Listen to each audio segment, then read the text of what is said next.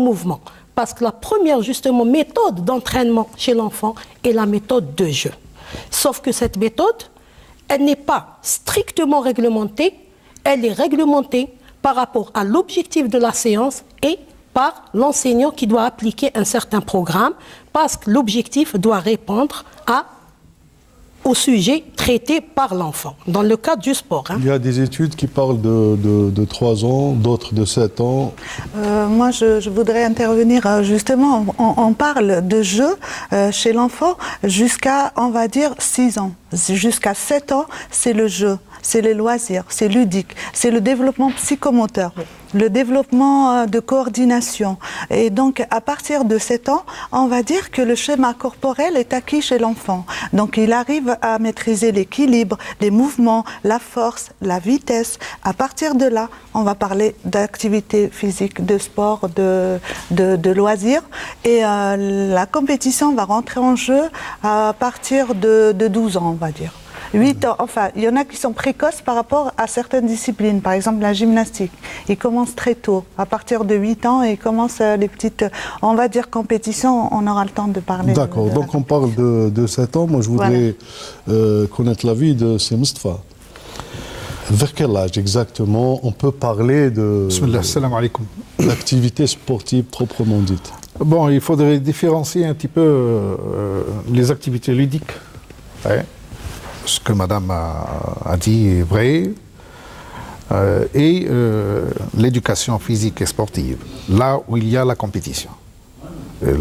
Tous les scientifiques disent... Même sans compétition. Même sans compétition, mais on y arrive après. Pourquoi on a régressé dans l'école, à l'école, c'est-à-dire l'éducation physique au niveau à l'école a régressé par rapport aux années 60 et 80, les 20 ans, 60, 70, 80, où l'école a formé des champions, parce qu'il y avait cette compétition dans les écoles. Dans les écoles. Maintenant, c'est un petit peu, ça, c'est le niveau, c'est pas le niveau, ça c'est élevé dans les CEM et seulement les CEM et les lycées. Eh bien, on dit, tous les scientifiques disent que l'enfant passe l'étape de jeu à l'étape de compétition seulement quand il est en phase puberté. C'est-à-dire que avant la puberté, ça dépend des sports aussi. Ça dépend des sports. Mais avant la puberté, en général, les terminaisons nerveuses, il n'y a pas les sensations nerveuses ne sont pas les mêmes que post-pubertaire. C'est-à-dire qu'il y a immaturation des nerveuses avant la puberté. Mais après la puberté, il y a cette maturation. Le simple fait de jouer avec l'enfant, avec le jeu de main, on tape les mains, vous verrez avec votre enfant de 6 ans, il perdra la coordination dès la deuxième. C'est parce qu'il est rapide, mais il n'est pas coordonné. Il y a des papas qui donnent des coups de tête à leurs enfants comme ça. Ils leur apprennent à donner des coups de tête. Là, c'est de l'inconscience. Moi, je dirais, si vous permettez, si vous permettez, à l'âge de 7 ans, on va parler de phase d'initiation. On initie l'enfant à l'activité physique.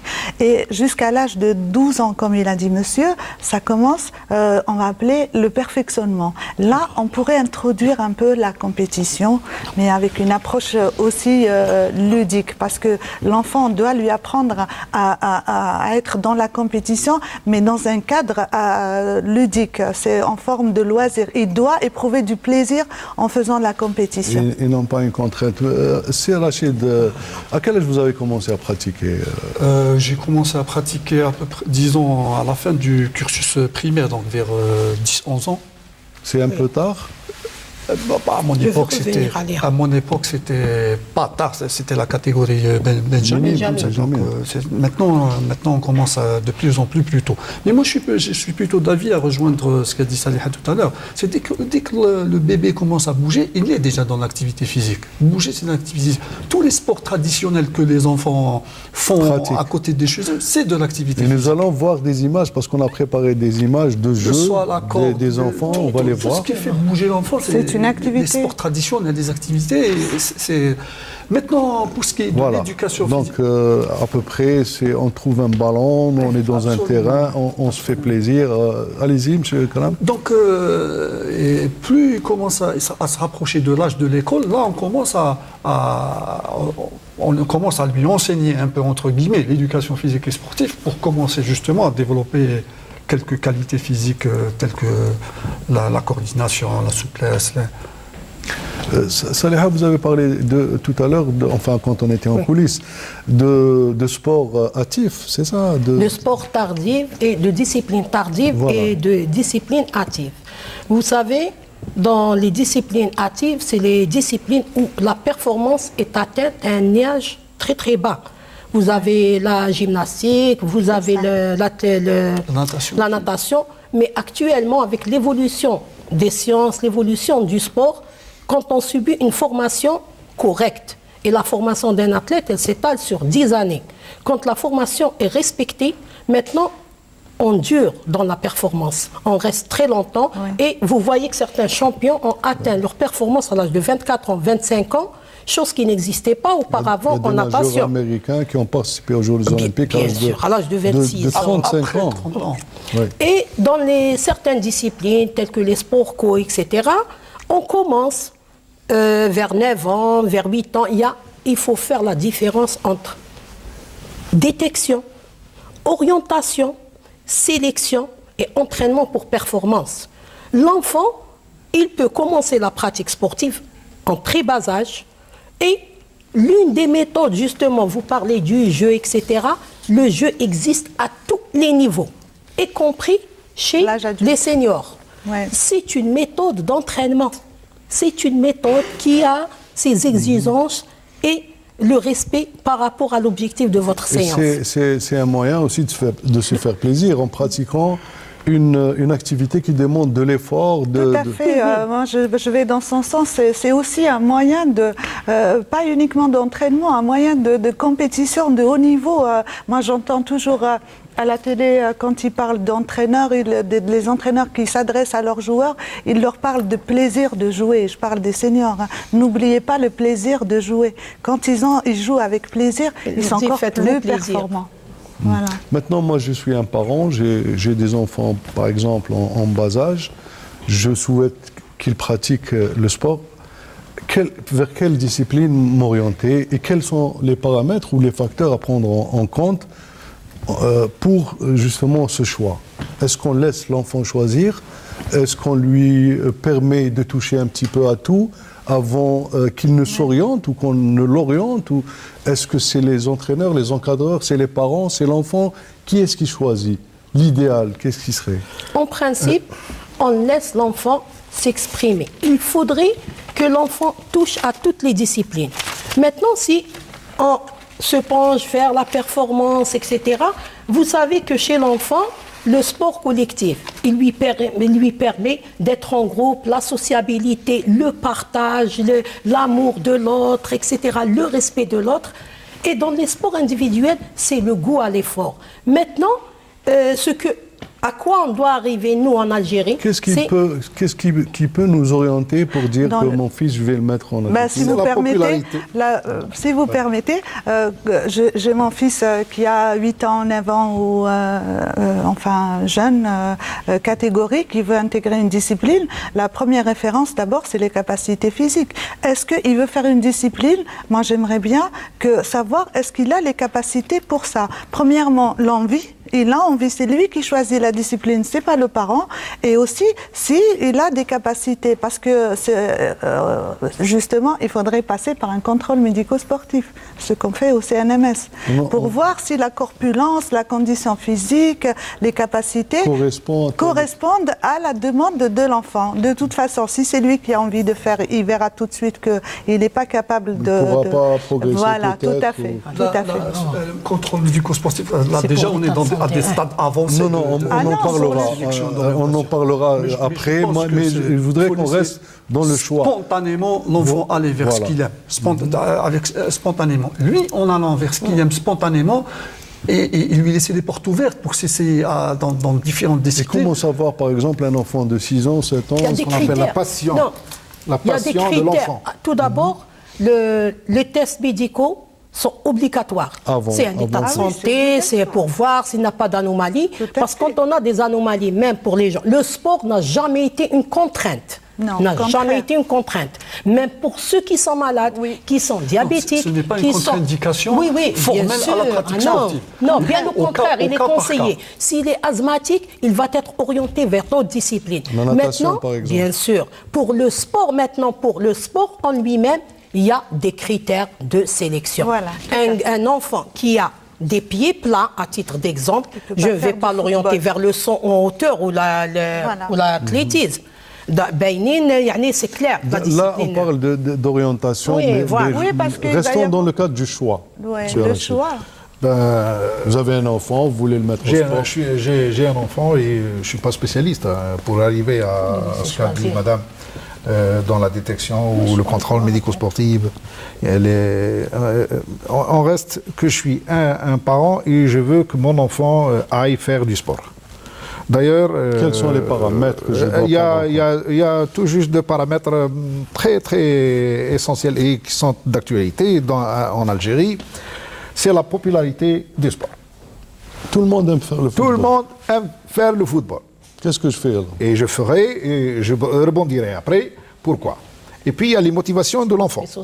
Maintenant, si il a les capacités physiques d'être un basketteur, je pense lui-même il va découvrir qu'il est inapte à faire le vélo, par exemple. Deuxièmement, il y a les motivations. De l'enfant. On a dit déjà motivation intrinsèque. C'est ma passion, la passion. C'est l'environnement. Des parents de nature sportive, et dans un cadre sportif, l'enfant deviendra un sportif. Le contraire aussi est valable. Il y a aussi les motivations extrinsèques. Pour moi, actuellement, ce motif est le plus valable. Mon enfant, je préfère qu'il aille faire du football, avoir 3 millions de dinars de contrat. Mais ça, c'est une motivation. Mais s'il n'aime pas ça, l'enfant, il va pas réussir. Il n'aura jamais de résultat. Il y aura un échec. Voilà, il y aura forcément un échec. Parce qu'il y a ce facteur maintenant qui est pris en compte. Nous-mêmes, on nous aborde, est-ce que vous connaissez quelqu'un, je veux mettre mon fils, il joue bien au football, etc. Mais les parents peut-être pensent à l'après-scolarité ou parce que qui veut gagner des millions. Est-ce qu'on doit prendre en compte la nature de l'enfant? Tout à fait. Moi, je suis, si je peux, vous me permettez, c'est un peu mon volet, parce qu'au fait, c'est vrai qu'un enfant, c'est une personne. Donc, on a un enfant qui est timide, un enfant qui est turbulent, un enfant qui est agressif. Donc, il y a des disciplines qui n'aiment pas le contact, qui n'aiment pas, qui préfèrent, qui préfèrent un sport individuel. Donc, il y a des profils par rapport à ça. En général, c'est à l'école. La maman, elle est convoquée, ton fils, il bouge beaucoup. Donc, la maman, elle essaye de le mettre dans une discipline, mais quoi choisir? Il y a certaines disciplines... Ou le papa aussi. Ou le papa. Moi, je dis la maman parce que très souvent, c'est les mamans qui sont très proches de la vie scolaire de l'enfant. Et de ça. Enfin, il y a des papas en ce moment, surtout le football, comme il a dit monsieur, ils sont très branchés. La boxe aussi. Donc, je vais donner un exemple. Par exemple, le judo. Le judo, pour un enfant qui est agressif, qui est turbulent, qui bouge beaucoup, hyperactif, ça le canalise. Qui aime le contact. Le judo, on va dire, c'est une école de la vie parce que d'abord, il canalise son énergie, il est cadré, il transmet des valeurs, le respect de l'adversaire. Donc, toute l'agressivité est canalisée. Nous avons le basket. Le basket, ça développe la sociabilité, la confiance en soi. Des fois, on a des enfants qui sont trop grands et ça devient complexe, mais quand il va au basket, il est sélectionné parce qu'il a une grande taille. Le complexe, il devient... Non. Ça, c'est une erreur aussi. Ce n'est pas une erreur. Pourquoi? C'est pas une erreur. Parce que les gens, ils ont tendance que le fait d'être grand de taille est directement basket. Les aspects morphologiques actuellement. Mais s'il a envie, l'enfant, s'il a envie de faire du basket... l'envie, c'est une chose. L'orienter directement, c'en est une autre.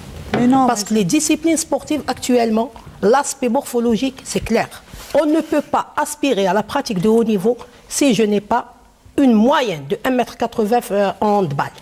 Il y a des adversaires. Mais on ne parle pas de haut niveau, on parle de... Pour devenir champion. Voilà, on ne parle pas de haut niveau. Dans le cadre de l'éducation physique, CISE, dans le cadre de l'orientation, c'est une erreur que les parents font. Ceux qui peuvent devenir champions, c'est une population minime. Voilà, tout à fait. Elle dépend de la masse. Elle dépend de la masse. Nous avons actuellement, dans la pratique de tous les jours, des parents qui obligent leurs enfants à faire du tennis, qui obligent les enfants à faire du football. Pourquoi? Parce qu'ils ne sont pas, ils pensent à l'après-carrière. Parce que pour eux, être footballeur, arriver en junior, il va gagner bien sa vie. Après sa carrière, le logement est assuré, le salaire est assuré. Le sport, c'est vrai, il y a des qualités qui sont innées. Il y a des qualités. Ce n'est pas parce que le père a été un champion de tennis que mon enfant sera un champion de tennis. Les gens, ils font une confusion entre chez un enfant de 9 ans, vous allez le sélectionner par rapport aux aspects morphologiques. Non. J'ai dit, les aspects morphologiques, ça favorise sa réussite dans la discipline, associée à l'envie. Il faut que l'enfant ait envie de faire la discipline. Alors, s'il a des critères physiques qui correspondent à son envie, eh ben, ça fait un enfant épanoui, il va faire ce qu'il a envie de faire, et il a les capacités de le faire. Pour rester dans ce registre, il y a des parents, des papas souvent, qui veulent, suite par exemple à une petite bagarre dans la rue et que le gamin a pris une tannée, on le met en boxe ou en judo ou en karaté, etc. On va se dire qu'il aura les moyens de se défendre. Est-ce que c'est une bonne réaction, Serraj? Je ne sais pas si c'est une bonne réaction, mais pour moi, il va s'assagir beaucoup plus. Certes, mais est-ce qu'il pourra... quelqu'un qui est sûr de lui, qui va en boxe, il est sûr de lui, ou en karaté, on a des champions du monde. Il faut aimer. Il faut aimer la discipline. Mais pour y arriver, c'est une autre paire de manches. D'accord. Tout à fait. Donc, allez-y. Est-ce que vous avez choisi, c'était un concours de circonstances, l'athlétisme, ou c'est les parents qui se sont... Moi, honnêtement, je voulais faire du football, mais je ne savais pas jouer au foot. Alors, comment vous l'avez su que vous ne savez pas jouer? Parce qu'il y a vous étiez à chaque fois remplaçant. Des sélections. Ah, d'accord. Vous avez tenté. Et l'athlétisme, c'était un choix par défaut, parce que je ne pouvais pas faire du foot. Donc c'est comme ça que j'ai atterri en athlétisme, mais j'ai mordu, c'est parti comme ça. Je voulais rebondir sur ce qu'il disait. Chez les enfants, il y a la violence, donc l'agressivité. L'agressivité, entre guillemets. Donc en faisant du sport, justement, on résorbe son tremplin d'énergie, on s'assagit, c'est ce qu'il a dit. Ça c'est connu, tous les sports pratiquement absorbent le tremplin d'énergie. La confiance en soi. Le sport, ce qu'il offre de merveilleux pour la socialisation et la sociabilité en général, c'est le respect des règles. Quand on apprend à respecter les règles, parce que le sport, c'est ça, avant tout il y a des règles. Si on ne les respecte pas, on est exclu par l'arbitre. Oui, c'est la discipline. On apprend à respecter les règles. Après, le comportement en société va changer. Donc on respecte l'arbitre, on respecte le public, on respecte l'adversaire. Et justement, il y a beaucoup de maux sociaux dont souffre notre société, comme par extrapolation, je dirais le non-respect du code de la route, sont dus aux problèmes basiques de base, c'est de non-respect de règles. Des règles. Et le sport offre justement la possibilité d'apprendre aux enfants sur une longue durée comment respecter les règles et tout ça. D'accord. Justement, Yassine, tout à l'heure, vous avez parlé du choix d'orientation des parents par rapport à l'activité et à l'agressivité. Et au profil de l'enfant. Parce que l'enfant, parce qu'il a été tabassé, entre guillemets, dans la rue, il doit choisir. Actuellement, c'est ce qu'on ne doit pas inculquer aux enfants. On doit leur inculquer que le sport est géré par des lois, que sur un terrain, vous êtes mon adversaire, vous n'êtes pas mon ennemi. Vous n'êtes pas mon ennemi. Il y a un arbitre. Moi, parce que c'est des choses qui me reviennent quand je jouais. Notre entraîneur... À quel âge tu as débuté ça? Moi, j'ai débuté par l'athlétisme à l'âge de 9 ans, avant de m'orienter vers le handball. Et ça m'a énormément aidé. Et mon entraîneur, qu'est-ce qui a fait les choix? À la DNC, à l'époque, au niveau des écoles, justement, parce que j'encourage la pratique sportive scolaire, Au niveau de l'école, on passait partout. L'athlétisme, un sport individuel, un sport collectif. Et j'avais la chance d'avoir l'ex-ailière de l'équipe nationale, mademoiselle Tomi, qui était mon enseignante au CEM, et Madame Ibouchouken, qui a été mon enseignante aussi en athlétisme. C'est ce qui a un peu motivé mon choix, et je faisais les deux. Et mon entraîneur, Mademoiselle Guidouche Ounadit, quand on rentrait et qu'elle nous préparait pour le match, elle nous disait « Attention, vous commentez l'arbitre. On répond à l'adversaire en lui marquant des buts. » Donc l'arbitre siffle la balle à terre. Ça, c'est connu. Bon. Ça. Vous avez dit que par défaut, vous avez essayé le football, ça n'a pas marché, vous vous êtes orienté. Est-ce que vous aviez un terrain à proximité de votre lieu d'habitation Un terrain de football. Un terrain d'athlétisme. J'ai eu la chance d'avoir mieux qu'un simple terrain. J'habitais à côté d'une forêt. Donc, extraordinaire. La forêt, là où est érigée maintenant Mme Chahida Al-Madania, et on s'entraînait là-bas. On avait une boucle merveilleuse qui faisait 1500 mètres. C'est comme ça qu'a commencé l'aventure. En sous-bois, magnifique, 1500 mètres sans repasser par le même endroit. La boucle faisait 1500 mètres. Et on a utilisé beaucoup ce bois qui a disparu malheureusement. Il nous restait le bois de Boulogne qui se trouve à Mouradia, mais même le bois de Boulogne a fini par disparaître. Ça, c'est d'autres aléas. Donc, où est-ce qu'on peut pratiquer généralement il y a beaucoup de gens qui commencent comme c'est Rachid, dans des terrains vagues, dans des forêts, dans des espaces de quartier. Où est-ce qu'on peut encore? Les écoles? Oui, on va commencer par les écoles, oui. Les clubs, peut-être les associations. Le meilleur endroit, c'est l'école. L'école. Pourquoi? Parce que les garçons, enfin les enfants, les garçons et les filles sont à disposition de l'école. Ils peuvent faire ce qu'ils veulent. Seulement l'école actuellement, avec la politique de l'école actuelle, donc le sport à l'école, je crois l'éducation n'offre pas les créneaux essentiels, les créneaux qui étaient déjà 2 créneaux de 2 heures dans les années 60-80. Maintenant, un seul créneau d'1 heure. Celui qui le fait, c'est le prof de maths, c'est le prof de géo. C'est comme si on allait se soigner chez un taulier. Yassine. C'est le malheur de cette... À l'école, il faudrait peut-être faire la distinction entre l'éducation physique et sportive comme matière d'enseignement, qui est enseignée au même titre que les autres matières, la mathématique, la physique et les autres, et l'animation sportive au niveau de l'établissement. Ce sont 2 choses complètement différentes. Le sport à l'école et... Pour l'éducation, je pense que personne n'a le droit de regard. C'est l'éducation qui s'occupe de ça. Et c'est très, très difficile. Non, mais avant Rachid, je comprends c'est-à-dire les programmes du ministère, enfin, du MGS, qui étaient pratiqués, qui étaient appliqués. Non, la fin des années les éducateurs, les maîtres de PS, d'abord. Oui. On avait à l'école des maîtres de PS.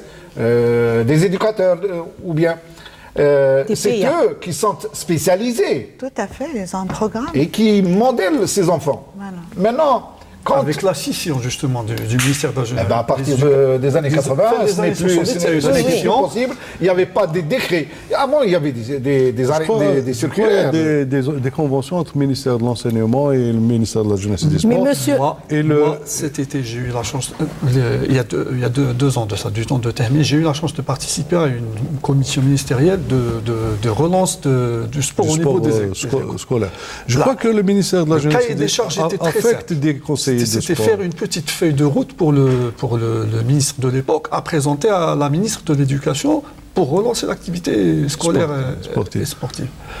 L'activité scolaire et sportive, l'activité sportive au niveau des établissements scolaires, elle bute sur des difficultés un peu algérienne administrative. Parce qu'au niveau de chaque établissement sportif, il y a une association sportive et culturelle de l'établissement sportif. Elle existe de facto, elle y est dans toutes ces...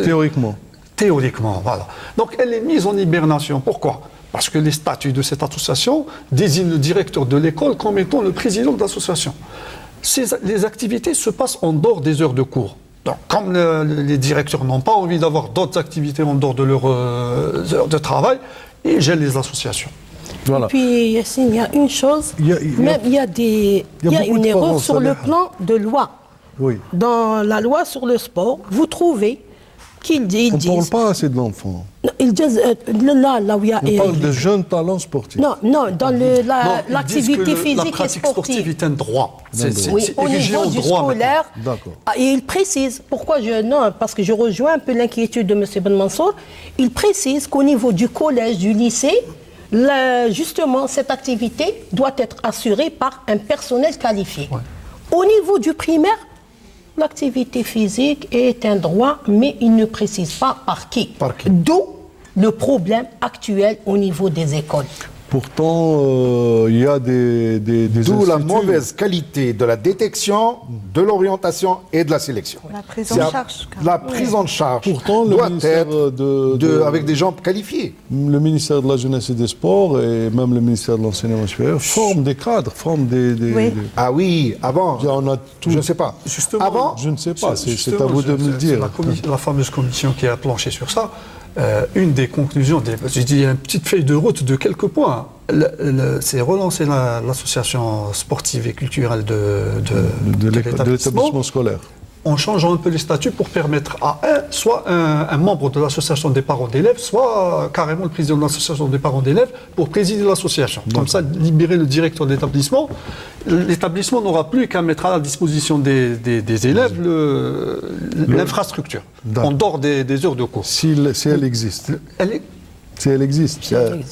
Ça dépend des établissements. Vous savez, il y a beaucoup d'établissements qui ont de belles infrastructures. Surtout à l'intérieur du pays, où il y a beaucoup d'espace. Il est complètement inexploité, même des établissements... Qu'est-ce qu'on pourrait dire? Parce qu'il y a des parents qui quand ils savent qu'on est dans le sport, plus ou moins, ils nous demandent j'ai envie de mettre mon enfant, où est-ce que je peux m'adresser? Est-ce que les associations, les clubs, vous pensez qu'ils sont ouverts pour justement absorber toute cette demande?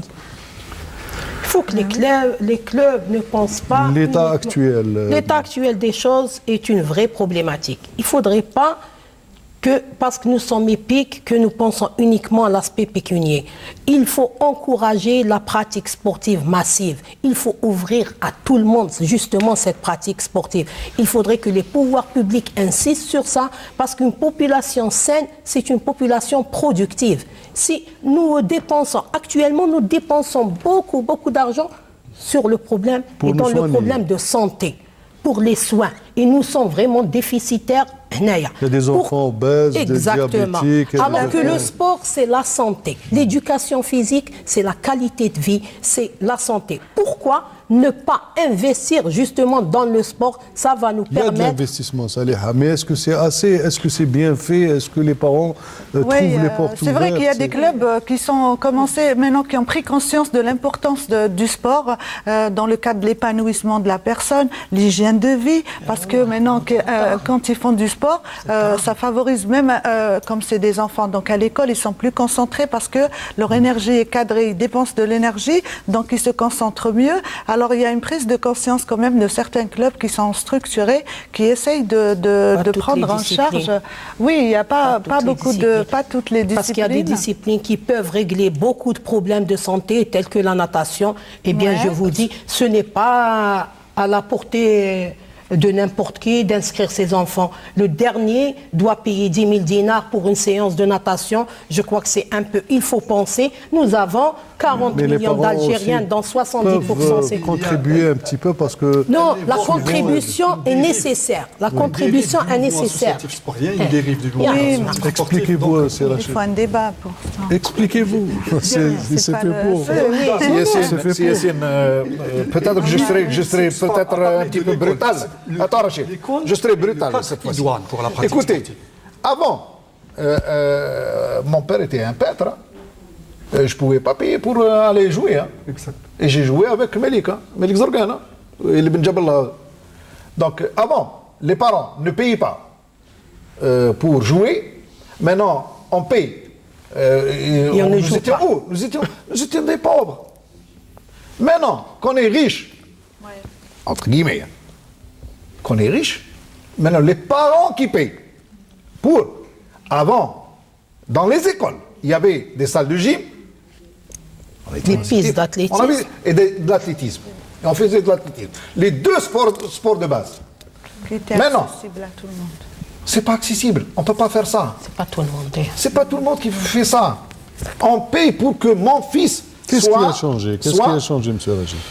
L'aspect social maintenant, c'est l'aspect social. Est-ce que la population a grandi? Est-ce qu'il y a certains clubs formateurs où les clubs, comme m'a dit Saliha, ne s'intéressent plus à la formation? Moi, j'irais un peu... avoir ce souci d'utilité publique. C'est indéniable que le nombre de clubs ne peuvent pas résorber toute la masse de jeunes. Ça, c'est indéniable.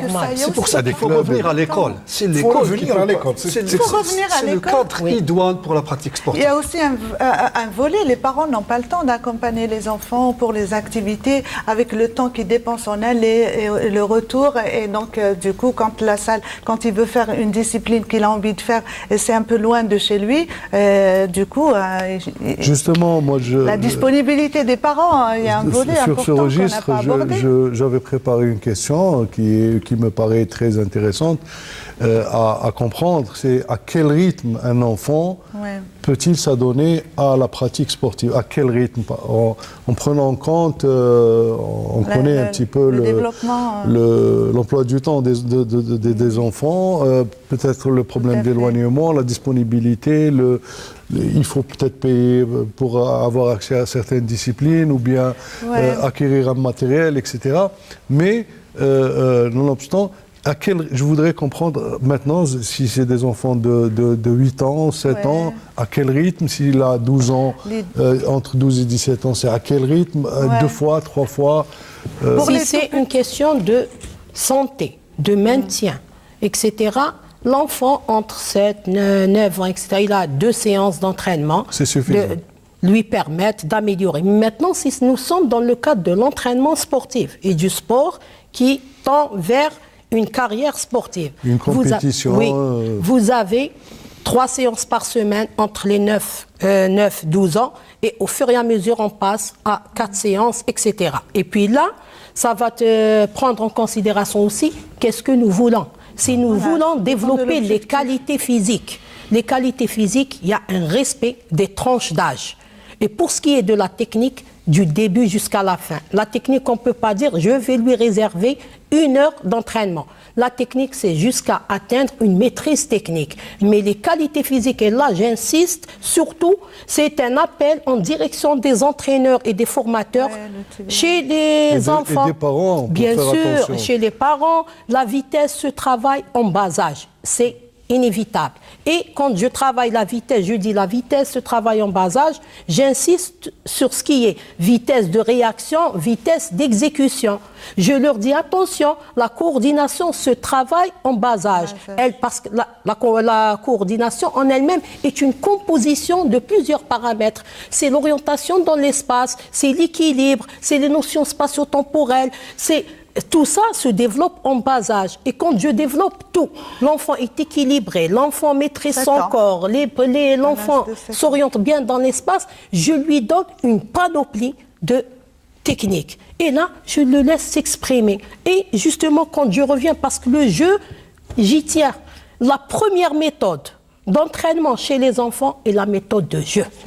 Et parce que l'enfant ne supporte pas la monotonie dans l'entraînement. La monotonie, ça devient une contrainte. Ça devient une contrainte. Un effet Donc, contraire. il faut que l'enfant vienne pour jouer, l'enfant vient pour s'exprimer, pour bouger. Et il faut que l'entraîneur ou l'éducateur varie son contenu. Il faudrait que chaque séance, ce sont des nouveaux éléments, d'autres exercices. Il faudrait pousser l'enfant à venir à l'entraînement avec cet esprit de découvrir une nouvelle chose. Et c'est ce qui va motiver la continuation pour le sport. Je vais rajouter à Saliha. Le temps de jeu des enfants est conditionné de 0 d'entraînement, d'éducation physique. Dans 0 à 6, il est libre. Il n'a pas d'école. Il joue. À partir de 6 ans, quand il est à l'école, ils sont conditionnés par les études. L'emploi du temps, les études, l'éducation nationale n'offre pas les choix variés. J'ai étudié en Russie. La matinée, c'était de 8h à 13h ou à 14h, il y avait l'école. L'après-midi, c'est les jeux, c'est-à-dire l'éducation physique. L'après-midi est réservé pour l'éducation. C'est tous les jours. Ouais. Tous les jours. Tous les jours. Ils ont cette vision. C'est ça. Un peu tous les jours. C'est une heure par jour en général. Voilà. Alors, au niveau national, on parle de 4 allez voir le recours à le temps imparti pour... C'est un peu pour condenser ce qu'on avait dû faire en 2-3 jours. Les mardis, les vendredis. Parce qu'il y a des contraintes. Il y a des contraintes. Nous sommes liés avec le programme hebdomadaire de l'éducation nationale qui est chargé, super chargé. Mes enfants, j'ai 3 garçons, mes enfants sont exténués tous les jours. S'ils ne font pas des cours de soutien le soir, voilà, ils le font. Ils soutien et devoirs à la maison. Et des devoirs à la maison. Ça complique la chose pour les parents, pour les enseignants. Oui, c'est pour les enseignants, pour l'enfant. En grandissant, ça ne va pas s'améliorer dans les CEM et les lycées. Ça ne va que s'empirer, de pire en pire. Celui maintenant qui veut faire de ses enfants des champions, peut-être. Ils n'ont pas le temps nécessaire. Ils doivent sacrifier ou bien les études, ou bien le sport. C'est vraiment dommage. C'est dommage. C'est vraiment dommage. J'espère que les choses vont évoluer. Et c'est l'une des déperditions. Parce qu'un enfant qui est excellent, qui est excellent dans les études, comme a dit Saliha, pourrait avoir des problèmes de santé, il ne pourra pas être productif. Donc, l'un dans l'autre, j'espère que les gens qui sont responsables de gérer ces affaires prennent en considération rapidement pour qu'on puisse passer à autre chose. Madame Hadj Arab a parlé tout à l'heure, c'est vrai, de la distance, de l'accompagnement des parents, des élèves. Ici, je crois que vous étiez au Télémné, vous jouez à Wagnoni. Les gens, oui, moi, les gens de Bellecour jouaient à Bellecour, les gens de Télémné. Et c'était des pôles de développement. On parle en 2016, on parle de pôles de développement, alors que les années 70-80, les pôles de développement existaient même au niveau des quartiers. Pourquoi aller choisir? Moi, j'habite à Alger, pourquoi j'opte pour un club qui s'entraîne à Sidi Moussa? Mais c'est aberrant, ça aussi. Je parlais de discipline, de choix de la discipline. Oui, je suis avec des fois conditionné par il y a des disciplines, par exemple l'équitation ou l'aviron. Il faut aller au port, il faut aller à la forêt. C'est trop à dire. Mais ça a réglé le problème. Moi, je parlais de ça. Les terrains de proximité. Parce que maintenant, il y a les terrains de proximité qui ont réglé le problème. Parlons-en des terrains de proximité. Des salles communales. Une étude qui a été faite à l'université, et je l'ai faite avec monsieur que je salue, Ben Sherif Yassine. Il avait étudié, c'est une thèse de magistère, il avait étudié les terrains de proximité. L'impact des terrains de proximité de façon santé, question de santé publique. Oui. Parce que on a fait, c'était la politique.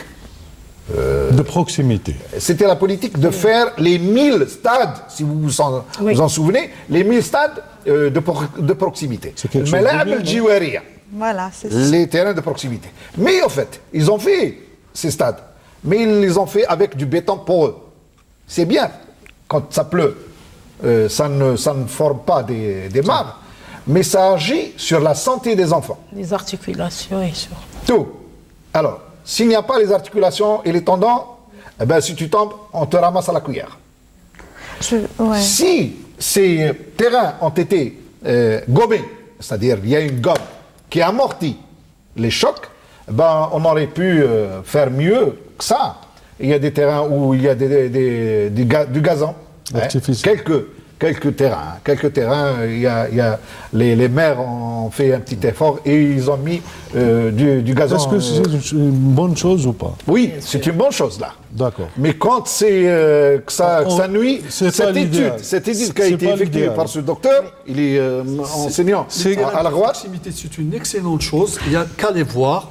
Ils sont encore remplis jusqu'à des heures très tardives la nuit. Non, mais il y a des quartiers, je vais rebondir là-dessus, il y a des quartiers où ils ont montré que le pourcentage de blessures après une pratique... C'est une bonne chose à corriger.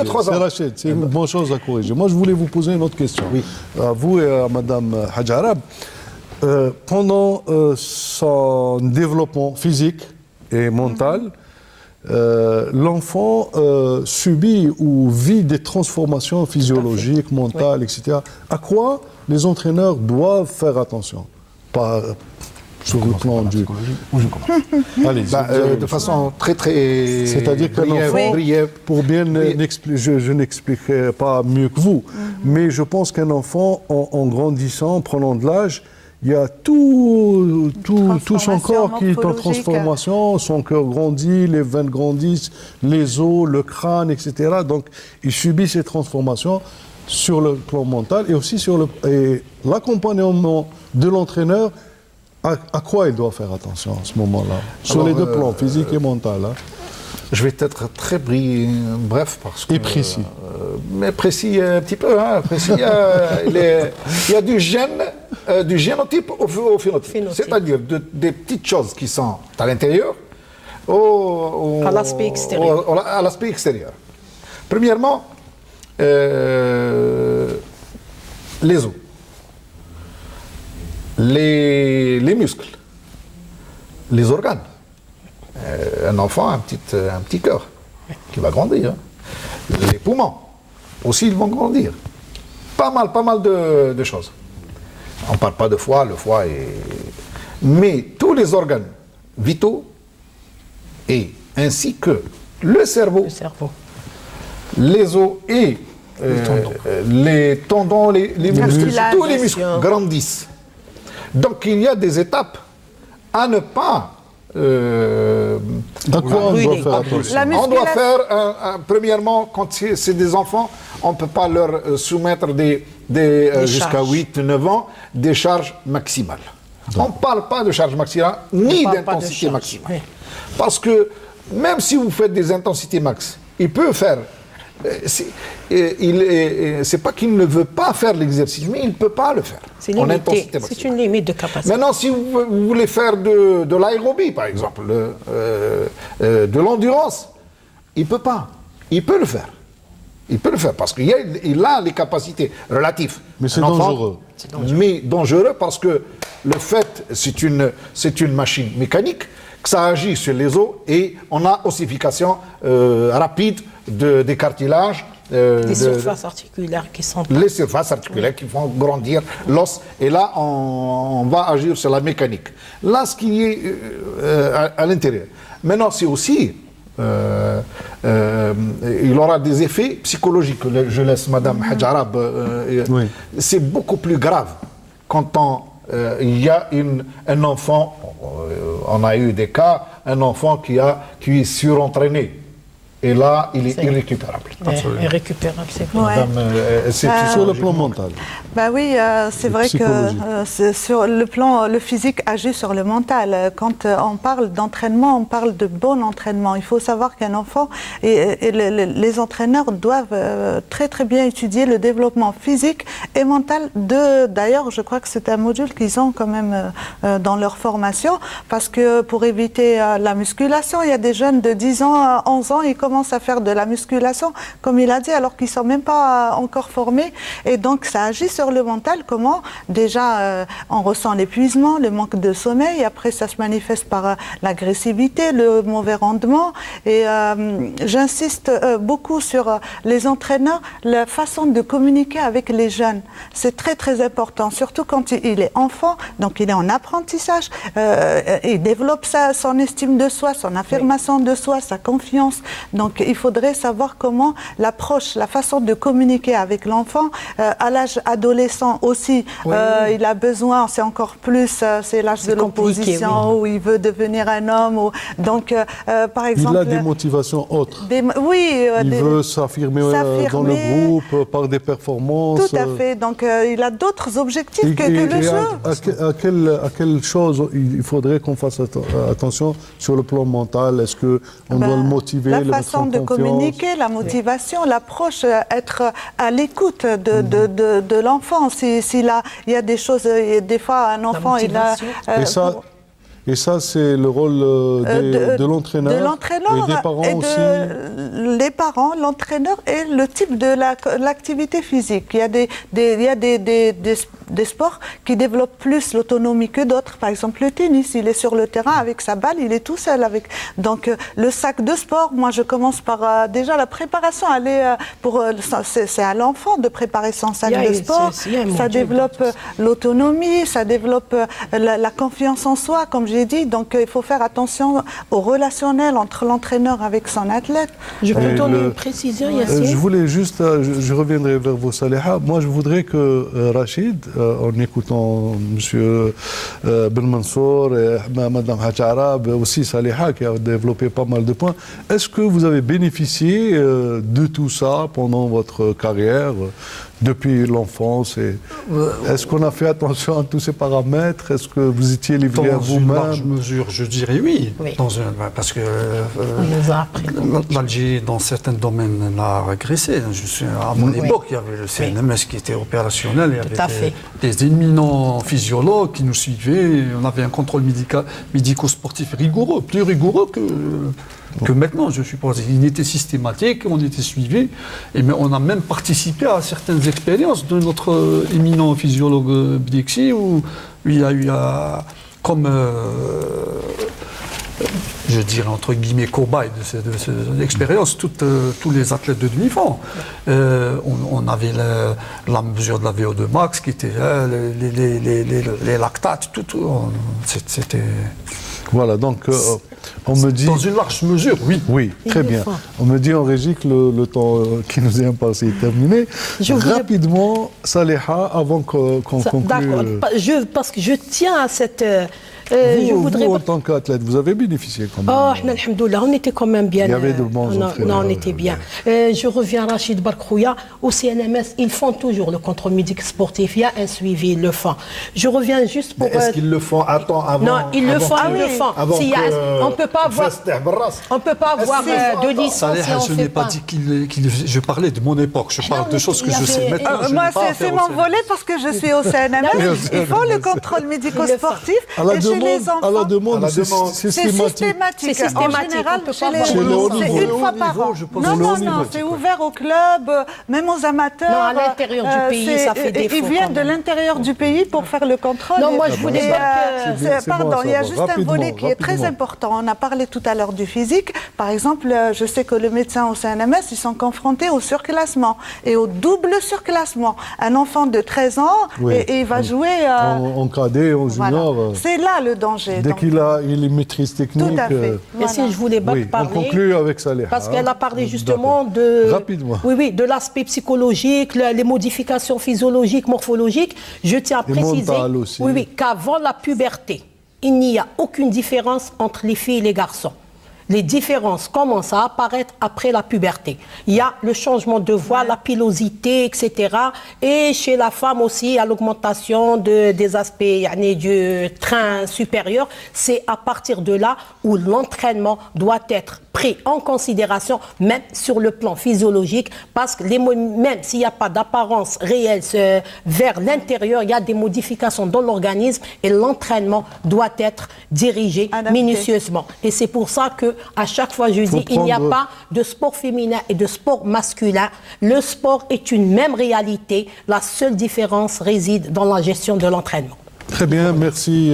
Si vous avez une dernière chose à ajouter rapidement, une petite phrase, allez-y. C'est que actuellement, je pense que la politique du sport doit passer par le MGS. Voilà. Merci, merci. Je voudrais juste dire une phrase. Rapidement. Le jeu avant l'enjeu. Le jeu avant l'enjeu. On terminera avec ça. On retiendra ça comme résumé de tout ce qu'on avait dit. On a commencé par le jeu, on termine par le jeu. Merci à vous d'avoir participé à cette émission. Madame, mesdemoiselles, messieurs, merci à vous de nous avoir suivis. N'oubliez pas de réagir sur notre page Facebook, le sport en question. Je vous retrouve la semaine prochaine. D'ici là, je vous souhaite d'agréables moments avec nos programmes sur Canal Algérie. Au revoir.